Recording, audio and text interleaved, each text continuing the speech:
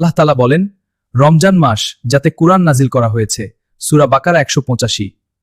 তাই এই মাসে কুরআনের সাথে সম্পর্ক বাড়াও, প্রতিদিন একটু হলেও তিলাওয়াত করো ও তার বাংলা বোঝার চেষ্টা করো। রমজানে এশার পর বিশেষ নামাজ হলো তারাবি। আমাদের প্রিয় নবী হযরত মুহাম্মদ সাল্লাল্লাহু আলাইহি ওয়াসাল্লাম বলেছেন, যে ব্যক্তি ঈমানের সাথে ও সওয়াবের আশায় রমজানে কিয়ামুল লাইল তারাবি আদায় করবে, তার পূর্বের গুনাহ মাফ করে দেওয়া হবে। রমজানে দোয়া কবুলের বিশেষ সময় থাকে, বিশেষ করে ইফতারের আগে। ইফতারের 5 থেকে 10 মিনিট মন খুলে দোয়া করবে। রমজানে দোয়া কবুলের বিশেষ সময় থাকে, বিশেষ করে ইফতারের আগে। ইফতারের 5 থেকে 10 মিনিট মন খুলে দোয়া করবে। রমজান এলে জান্নাতের দরজা খুলে দেওয়া হয়, জাহান্নামের দরজা বন্ধ করা হয়। সহিহ বুখারী। ভাবো তো, জান্নাতের দরজা খোলা, আর তুমি আমল না করে এখনো দেরি করছো। এই রমজান হয়তো তোমার শেষ রমজান, তাই এই রমজানকে তোমার জীবনের সেরা রমজান বানাও। রোজা শুধু পেটের না, রোজা হলো চোখের হেফাজত, মনের শান্তি আর রাগ নিয়ন্ত্রণের হাতিয়ার।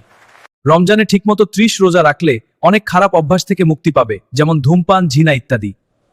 রমজানের প্রতিদিন আমাদের চ্যানেলে ইসলামিক আলোচনায় হবে, আপনারা ফলো করে শরীক হবেন তো। পরবর্তী আলোচনা হবে ইসলামে পাকা চুল ও দাড়ির গুরুত্ব। আল্লাহ হাফেজ, আসসালামু আলাইকুম।